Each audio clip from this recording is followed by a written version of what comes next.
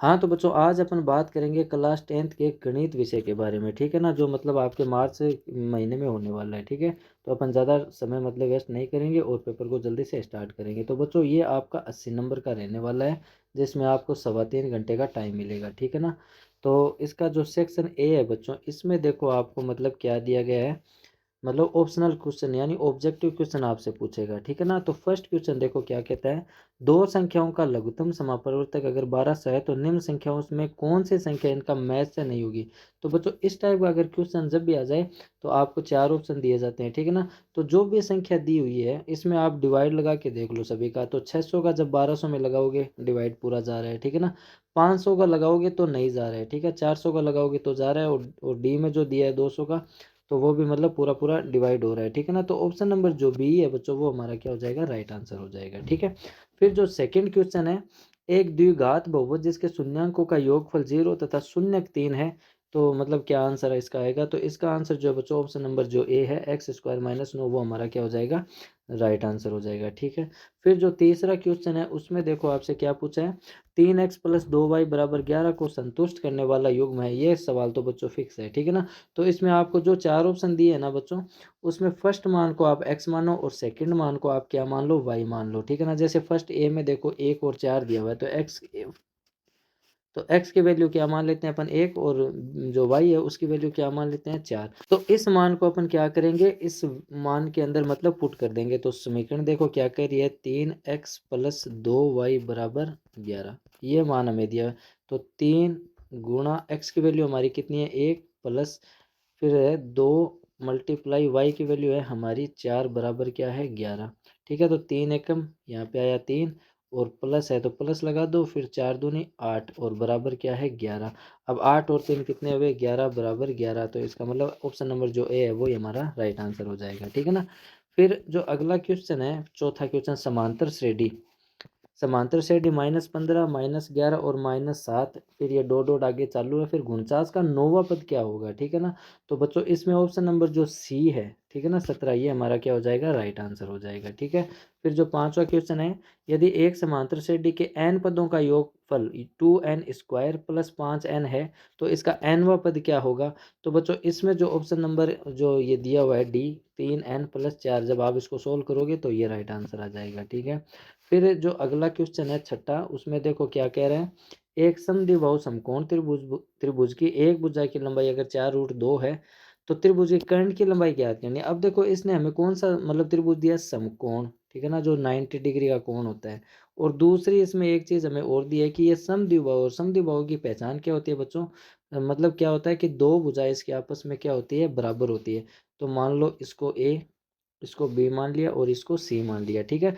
अब इसकी एक भुजा में दी हुई है तो ये मान लेते हैं 4√2, ये भुजा एक अपन को दी हुई है, तो इसकी ये भुजा भी मतलब क्या हो जाएगी, 4√2 ही हो जाएगी, क्योंकि मतलब समद्विबाहु त्रिभुज है तो इसकी दो भुजाएं आपस में समान होती है, तो इसका मतलब ये भी कितनी हो जाएगी, मतलब 4√2 हो जाएगी।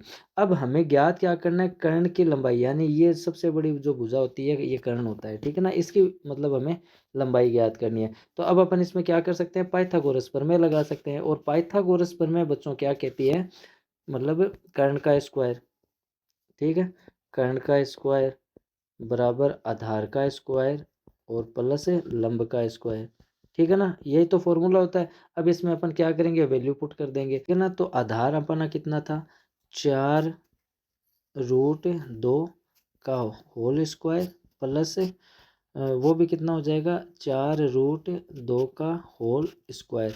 अब देखो बच्चों होल स्क्वायर का मतलब क्या है, ये जो रूट, ये सॉरी स्क्वायर जो हमने लगाया ये 2 के ऊपर भी है और 4 के ऊपर भी है, ठीक है ना? तो 4 चौक कितने हुए 16, ठीक है? फिर रूट की संख्या 2 है। अब इसका मतलब क्या है स्क्वायर लगने का, कि ये 2 बार मल्टीप्लाई हो रही है, तो जब 2 बार सेम संख्या मल्टीप्लाई होती है तो बाहर 2 निकलेगा, यानी रूट की संख्या को जब रूट से आप गुना कर रहे हो, ठीक है ना, तो बाहर क्या आएगा, 2 ही तो आएगा। अब 16 को आप कर दो 2 से मल्टीप्लाई, तो 16 दूना कितना हुआ 32, ठीक है? अब इसको भी जब सोल्व करोगे तो दोनों तरफ मतलब सेम ही आंसर आना। अब 32 32 कितना हुआ 64। अब कर्ण स्क्वायर, ठीक है ना, यही तो है कर्ण का स्क्वायर। अब इससे स्क्वायर को मतलब इस पे रूट बना दो तो ये हट जाएगा यहाँ से। तो जब 64, अब देखो किसका वर्ग है, 8 का वर्ग, 8 कितना होता है 64। तो इसका मतलब जो ऑप्शन नंबर हमारा ये दिया हुआ है बी, है ना। तो 8 सेंटीमीटर हमारा क्या आ जाएगा, आंसर आ जाएगा। ठीक है, फिर जो 8वां क्वेश्चन है वो देखो क्या कह रहे हैं, 2 माइनस टेन थीटा बटा 2 cosec theta minus sec theta किसके बराबर है। तो बच्चों इसमें ऑप्शन नंबर जो सी है वो हमारा राइट आंसर आ जाएगा आएगा। ठीक है ना। तो चलो अपन इसको सोल्व भी करके देखते हैं। अब इसको सोल्व करें तो इसको एल एच एस आप मान लो। ठीक है ना। तो एल एच एस इसको मान लिया। अब इसमें अपन मान मतलब वैल्यू पुट करते हैं। ठीक है ना। 2 माइनस, अब टेन थीटा किसके बराबर होता है, साइन बट्टा कोस के, साइन थीटा बटा कोस थीटा। ठीक है, अब बट्टा है तो बट्टा लगा दो। अब नीचे वाले को सोल्व करो। अब नीचे वाले को जब सोल्व करेंगे तो 2 गुणा कोसेक थीटा किसके बराबर होता है, 1/साइन थीटा के। और जो सेक थीटा है वो किसके बराबर होता है, 1/कोस थीटा। ठीक है ना। अब वैल्यू पुट कर दी। अब पहले ऊपर वाले मान को आप सोल्व करो। ठीक है ना। अब ये बन रहा है मतलब इसको आप लेस से लेके हल कर लो। ठीक है ना। तो जब लेस से लेके हल करोगे तो हमारा मान क्या आएगा, कोस थीटा। ठीक है, अब कोस को 2 से किया तो 2 कोस थीटा, माइनस है तो माइनस लगा दो। अब कोस से कोस कैंसिल हो गया, ऊपर क्या बचा, साइन थीटा। ठीक है, अब लगाओ बट्टे। अब नीचे वाले को सोल्व कर लो। अब इतना है तो पहले इसको सोल्व करो। तो इसका लेस लो आप, तो ये लेस आएगा साइन थीटा और कोस थीटा। ठीक है, अब साइन से साइन कैंसिल हो गया तो साइन को जब आप 1 से गुणा करोगे क्या आएगा, कोस थीटा ही आएगा। अब 2 है ये मल्टीप्लाई में पड़ा रहने दो। ठीक है, फिर माइनस है तो माइनस लगा दो। अब कोस से कोस कैंसिल हो गया, साइन को 1 से किया तो ये आया साइन थीटा। अब बच्चों आप इसका कर दो रेसिप्रोकल। रेसिप्रोकल का मतलब क्या होता है, नीचे वाला मान जब इसके मल्टीप्लाई में जाएगा तो नीचे वाला मान ऊपर आ जाएगा और ऊपर वाला क्या आ जाता है, नीचे आ जाता है। यानी कि इस मान को तो आप एट इट लिख लो, 2 कोस थीटा माइनस साइन थीटा। ठीक है, बटा ये क्या था, कोस थीटा। अब नीचे वाला मान जब इसके मल्टीप्लाई में आएगा तो नीचे वाला मान ऊपर जाएगा, यानी कि साइन थीटा और कोस थीटा चला जाएगा ऊपर, बट्टे अब ये जो 2 है वो नीचे आ जाएगा और पास में इसके ये जो मान है ये वाला ये यहाँ लिख लो, cos theta minus sin theta. अब देखो इस मान से ये मान कट रहा है। ठीक है ना, एक कोस से एक कोस कस रहा है। अब बच्चा क्या हमारे पास, साइन थीटा। तो साइन थीटा ही हमारा आंसर आया था। तो ऑप्शन नंबर जो सी है बच्चों वो क्या हो जाएगा, हमारा राइट आंसर हो जाएगा। ठीक है, फिर जो 10वां क्वेश्चन है, 10 मीटर एक ऊंची मतलब मीनार है, उसके शिखर से पृथ्वी पर एक बिंदु का अवनमन कोण 30 डिग्री है।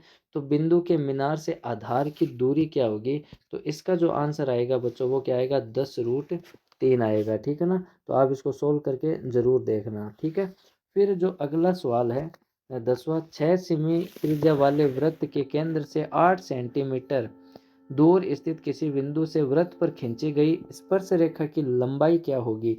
तो जब इसको सोल्व करेंगे तो बच्चों इसमें आंसर आएगा 2√7 सेंटीमीटर। ठीक है, मैं सारों के आपको मतलब सोल्व नहीं करा रहा हूँ, बड़े क्वेश्चंस के मैं मतलब आपको आंसर दे दूंगा। ठीक है ना, तो आप उनको सोल्व करना। फिर जो अगला क्वेश्चन है ये कह रहा है, एक वृत्त की परिधि तथा त्रिज्या का अंतर 37 सेंटीमीटर है, तो वृत्त का क्षेत्रफल कितना होगा। तो ये हो जाएगा बच्चों 154 सेंटीमीटर स्क्वायर। ठीक है, फिर जो अगला क्वेश्चन है, घन का संपूर्ण पृष्ठीय क्षेत्रफल 486 वर्ग सेंटीमीटर है, तो घन की भुजा का मान क्या होगा। तो जब इसको बच्चों आप सोल्व करोगे तो इसमें आएगा 9 सेंटीमीटर। ठीक है, फिर अगला सवाल देखो, यदि 6 7 x 8 y और 14 का माध्य 9 है तो इसका मतलब क्या आंसर आएगा। तो इसका आंसर बच्चों आप करना, ये तो बहुत ज़्यादा सरल है, इसका मैं आंसर आपको नहीं दे रहा हूँ। ठीक है ना। फिर अगला सवाल देखो, एक अच्छे प्रकार से फेंटी गई 52 पत्तों की ताश की गड्डी में से एक पत्ता अगर यादृश्य निकाला गया है तो गुलाम आने की प्रायिकता क्या होगी। तो इसकी प्रायिकता मतलब बच्चों 1/13 आंसर आएगा। फिर जो अगला क्वेश्चन है, दिए गए सूत्र x बार बराबर a प्लस एच और कोष्टक में सिग्मा एफ आई यू आई बट्टा एफ आई में यू आई का मान क्या होगा। तो यू आई का मान बच्चों ये होगा। ठीक है ना, a माइनस एक्स आई बटा एच। ठीक है, फिर जो दूसरा क्वेश्चन है बच्चों उसमें आपसे रिक्त स्थान पूछे हैं। ठीक है ना, रिक्त स्थान को भरना है आपको। तो फर्स्ट देखो, समांतर श्रेणी ए 3a 5a का nवा पद क्या होगा। तो nवा पद होगा बच्चों a2n-1। ठीक है, ये इसका राइट आंसर हो जाएगा। फिर जो अगला क्वेश्चन है, यदि 5 tan थीटा बराबर 12 है तो 13 साइन थीटा बटा 3 का मान क्या होगा। तो इसको सोल्व करने पर बच्चों क्या आंसर आएगा, 4 आएगा। ठीक है, फिर तीसरे क्वेश्चन की बात करें, 6 सेंटीमीटर त्रिज्या के वृत्त से काटे गए त्रिज्या खंड का कोण 30 डिग्री है, तो त्रिज्या खंड के चाप की लंबाई क्या होगी। तो चाप की लंबाई बच्चों हो जाएगी मतलब 3.14। ठीक है। फिर अगले क्वेश्चन की अगर बात करें, एक ठोस अर्धगोले का कुल पृष्ठीय क्षेत्रफल क्या होता है, तो ये होता है 3 πr²। ठीक है, ये इसका राइट आंसर हो जाएगा। फिर पांचवा तो एकदम इजी है, बंटन 1 3 2 5 9 का माध्य क्या होगा, माध्य निकालना है तो बच्चों 3 होगा। ठीक है। फिर अगला जो समान है, उस घटना की प्रायिकता जिसका घटित होना निश्चित है, ऐसी घटना क्या कहलाती है, संभव घटना कहलाती है, सॉरी, संभावित या फिर संभव घटना। ठीक है, ये इसका राइट आंसर हो जाएगा। फिर जो अगला क्वेश्चन है, ये भी समांतर माध्य से ही रिलेटेड है, कि यदि 5 7 9 एक्स का समांतर माध्य 9 है तो एक्स की वैल्यू ज्ञात करनी है। तो समांतर माध्य बच्चों एकदम नीचे है, इसको आप मतलब योग में ले लो। ठीक है, आप इसको योग में लो। ठीक है ना, अब कितनी संख्या है, 4 है, तो बट्टा 4 लगा दो बराबर 9। अब जब आप इसको सोल्व करोगे तो आपका आंसर आ जाएगा। ठीक है ना, तो आंसर साइड तक इसका 15 आएगा, आप सोल्व करके जरूर देखना। ठीक है। अब इसका जो तीसरा क्वेश्चन है, ये अति लघुरात्मक क्वेश्चन जो एक एक नंबर के दे रखे हैं। तो इसमें फर्स्ट देखो क्या कह रहा है, दो पूर्णांक संख्याओं का एचसीएफ व एलसीएम क्रम से 12 और 336 है। यदि एक पूर्णांक 48 है तो दूसरा पूर्णांक ज्ञात करो। अब ये देखो बच्चों, फर्स्ट जो पूर्णांक है उसे अपन ए मान लेते हैं, तो ये हमें 48 दिया हुआ है। ठीक है ना, बी हमें क्या करना है, फाइंड आउट करना है। तो इसमें आप डायरेक्ट एक सूत्र लगा देना, एकदम इजी सा है। उसमें क्या करना है कि मतलब एलसीएम गुणा एचसीएफ बराबर क्या होता है, फर्स्ट संख्या गुणा सेकंड संख्या। ठीक है ना, अब फर्स्ट पूर्णांक हमें 48 दिया हुआ है, बी हमारे पास है नहीं, और एचसीएफ और एलसीएम कितना दिया हुआ है, 12 गुणा 336। अब इसको आगे जब आप सोल्व करोगे तो आपको मतलब इसका आंसर मिल जाएगा। ठीक है।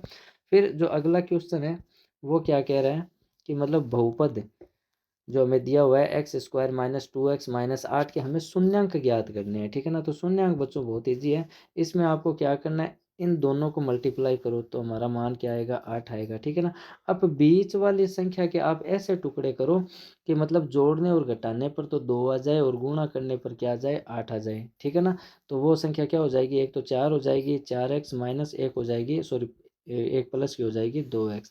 ठीक है ना, आगे जो मान दिया है उसको आप ऐड कर लो। ठीक है ना, x²। अब इसमें से कॉमन निकाल लो और इसमें से कॉमन निकालो, इसमें कॉमन क्या आ रहा है, x आ रहा है। ठीक है ना, तो जब डिवाइड आप करोगे तो यहाँ पे क्या बचा, x माइनस है तो माइनस x बाहर आ गया, अंदर क्या बचा, 4। अब ये कि ये वैल्यू इधर आनी है। ठीक है ना, तो यहाँ पे इन दोनों में क्या कॉमन आ रहा है, 2 कॉमन आ रहा है। ठीक है ना, तो अंदर क्या बचेगा, x -2 को जब आप 8 में डिवाइड दोगे तो ये क्या आ जाएगा, 4 आ जाएगा। ठीक है ना, तो अब ये जो कॉमन आ रहा है एक तो ये मान हो गया x -4। ठीक है, अब दूसरा, अब देखो यहाँ पे अपन ने प्लस या माइनस कोई चीज़ ली नहीं है। ठीक है ना, तो यहाँ वाले चिन्ह को आप देख के किया करो। ठीक है ना, तो देखो हमें x किसका चाहिए, प्लस का चाहिए, तो इसका मतलब अपन प्लस के 2 ले लेंगे। ठीक है ना, तो अब जब आप दूसरा मान हमारा क्या हो जाएगा, ये वाला हो जाएगा x +2। अब इन दोनों मान को आप 0 के बराबर रख लो, यानी कि x-4 बराबर क्या होता है, 0। तो x बराबर ये माइनस का उधर जाके क्या हो जाएगा, 4। तो ये फर्स्ट शून्यंक हो गया। अब x+2 को जब आप 0 के बराबर रखोगे तो ये क्या आ जाएगा, ये प्लस का उधर जाके क्या आ जाएगा, माइनस का। तो ये इसका बच्चों राइट आंसर हो जाएगा। ठीक है, अब जो इसका अगला क्वेश्चन है, के किस मान पर समीकरण युग्म 3x - 2y = 0 के x + 5y = 0 के अनंत हल होंगे। तो इन सवालों को आप जरूर देखना बच्चों। फिर चौथा क्या कह रहा है, यदि दो त्रिभुज में संगत कोण बराबर है तो उनकी संगत भुजाएं एक अनुपात में समानुपाती होती हैं, इसलिए ये त्रिभुज समरूप होते हैं। तो इस सवाल को आप जरूर देखना। फिर पांचवा क्वेश्चन, उस बिंदु के निर्देशांक ज्ञात कीजिए जो बिंदु 4 -3 और 8 5 को जोड़ने वाले रेखाखंड को आंतरिक रूप से 3:1 में विभाजित करते हैं। ठीक है। फिर जो अगला क्वेश्चन है, यदि एक ऊर्ध्वाधर छड़ की लंबाई तथा इसकी छाया की लंबाई का अनुपात 1:3 है तो सूर्य का उन्नयन कोण ज्ञात आपको करना है। ठीक है। फिर जो अगला क्वेश्चन है बच्चों, उसमें क्या पूछा है, एक पतंग भूमि से 75 मीटर की ऊंचाई पर उड़ रही है जिसके धागे का भूमि के साथ झुकाव 60 डिग्री है, तो धागे की लंबाई आपको ज्ञात करनी है। ठीक है, ये क्वेश्चन जरूर बच्चों देखना। यदि एक वृत्त के दीर्घ त्रिज्याखंड का कोण 240 डिग्री है तो लघु त्रिज्याखंड का कोण ज्ञात करो। ठीक है। फिर जो अगला क्वेश्चन है, एक शंकु के आधार का व्यास 14 मीटर और तिर्यक ऊंचाई हमें 25 मीटर दी है, तो शंकु का संपूर्ण पृष्ठीय क्षेत्रफल मतलब हमें ज्ञात करना। अब शंकु का कंडीशन बच्चों ये होती है, देखो। ठीक है ना, ठीक है, तो इसका व्यास हमें 14 मीटर दिया हुआ है, तो इसकी आर मतलब क्या हो जाएगी, आधी हो जाएगी। ठीक है ना, तो 7, और इसकी तिर्यक ऊंचाई हमें दे रखी है 25 मीटर। ठीक है ना। तो इस सवाल को आप बच्चों ज़रूर हल करके देखना, ठीक है। फिर जो 10वां क्वेश्चन है इसका, उसमें क्या पूछा है आपसे, कोई एक बर्तन खोखले अर्धगोले के आकार का है जिसके ऊपर एक खोखला बेलन अध्यारोपित है। तो अर्धगोले की त्रिज्या 7 सेंटीमीटर है और बर्तन की कुल ऊंचाई 13 सेंटीमीटर है। तो इस बर्तन का आंतरिक पृष्ठीय क्षेत्रफल आपको ज्ञात करना है, ठीक है। अब बात करते हैं बच्चों सेक्शन बी की, ठीक है ना। तो वो क्या कह रहा है, देखो सेक्शन बी के अंदर मतलब आपसे दो दो नंबर के क्वेश्चन पूछे हैं। तो निम्नरेखिक समीकरण युग्म को आपको प्रतिस्थापन विधि से हल करना है, ठीक है ना, प्रतिस्थापन विधि से।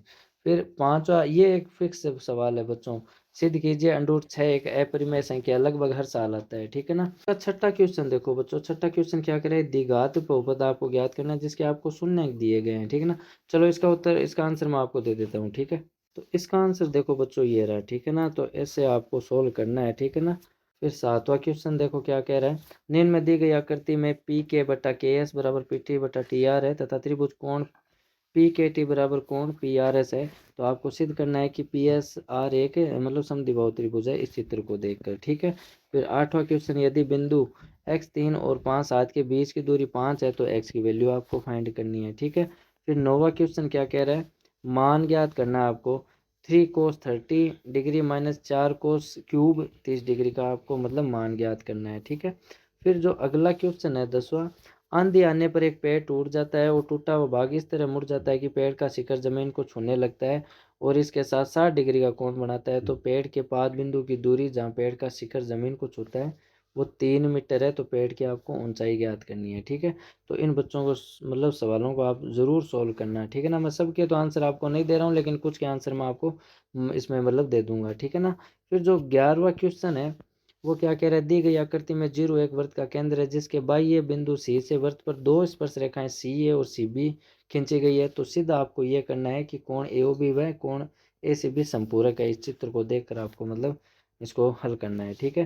फिर 12वां क्वेश्चन क्या कह रहा है, 15 सेंटीमीटर त्रिज्या वाले एक वृत्त की कोई जीवा केंद्र पर 60 डिग्री का कोण अंतरित करती है। तो संगत लघुचाप और दीर्घ वृत्तखंडों के क्षेत्रफल आपको ज्ञात करने हैं जिसमें आपको पाई की वैल्यू दी हुई है और √3 का मान भी दिया गया है, ठीक है। इसका प्रयोग करके आपको सवालों को हल करना है, ठीक है।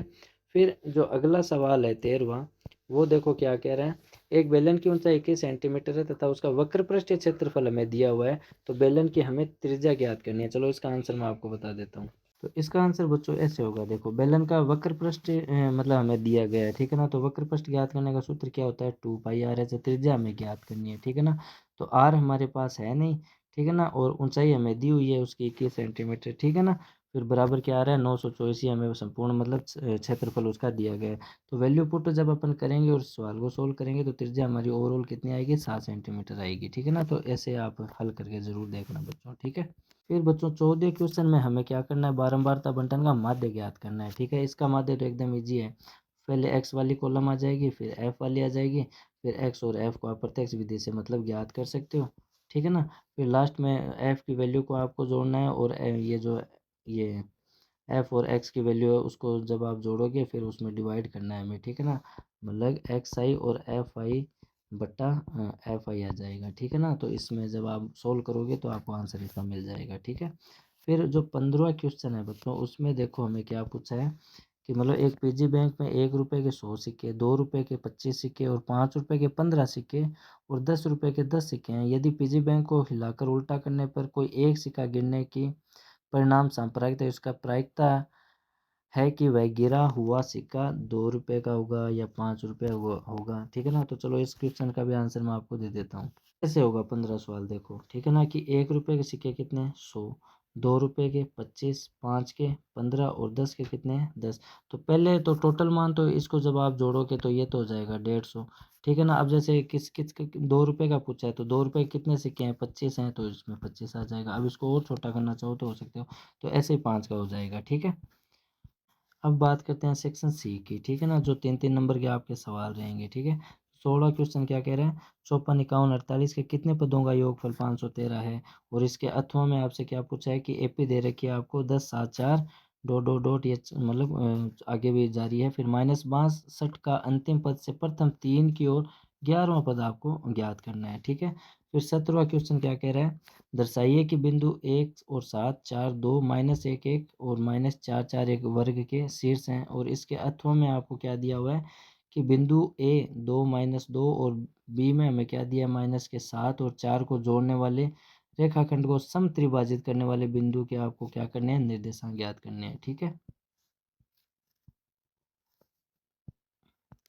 फिर जो 18वां क्वेश्चन है ये कह रहा है दो सकेंद्रीय वृत्तों की त्रिज्याएं 5 सेंटीमीटर और 3 सेंटीमीटर है, तो बड़े वृत्त की उस जीवा की लंबाई ज्ञात करनी है जो छोटे वृत्त को क्या करता हो, स्पर्श करता हो। और इसके अथवा में आपको दिया हुआ है, केंद्र O वाले वृत्त पर बाह्य बिंदु T से दो स्पर्श रेखाएं टिपी तथा टी क्यू खींचिए। तो सिद्ध करना है कि मतलब कोण पी टी क्यू बराबर है टू कोण ओ पी क्यू के। ठीक है ना, इस चित्र को देखकर आपको सोल्व करना है। फिर 19वें क्वेश्चन में ये सवाल तो बच्चों फिक्स है, आपको माध्य ज्ञात करना है। ठीक है ना, और उसके अथवा में आपको क्या दिया है, मतलब आपसे क्या पूछा है, इसमें भी माध्य की पूछा है। ठीक है, तो आपको ये सवाल सोल्व करने हैं बच्चों, आपके ये जरूर मतलब काम आएंगे। ठीक है। फिर 20वां क्वेश्चन आपको द्विघात समीकरण दी गई है। ठीक है ना, तो इसका विभक्तीकरण ज्ञात करना है, और इसके बाद में 21 सॉरी इसके अथवा में दिया भी है हमें, ये द्विघात समीकरण है तो मूलों की प्रकृति बतानी है आपको। ठीक है। फिर 21वां मतलब ये ट्रिग्नोमेट्री वाला है। ठीक है, ये सवाल तो बहुत ही अच्छा है बच्चों, ये तो लगभग हर साल पूछा जाता है बोर्ड के पेपर में। ठीक है ना, तो इसमें आप ज़रूर मतलब सोल्व करना, ये बहुत अच्छा सवाल है। और फिर अथवा में आपको ये सवाल दिया गया है। ठीक है ना। फिर 22वां क्वेश्चन आपको क्या कह रहा है, इसमें आपसे पक्का मतलब बहुलक पूछा है। ठीक है ना, तो बहुलक आपको ज्ञात करना है, और इसके अथवा में भी मतलब आपसे क्या पूछा है कि माध्य मान, कल्पित मान वाला मानकर आपको माध्य ज्ञात करना है। तो बच्चों इन सारे सवालों को आप ज़रूर सोल्व करके देखना, आपके मतलब ज़रूर काम आएंगे। अब अपन नेक्स्ट वीडियो में मिलेंगे, तब तक के लिए बाय।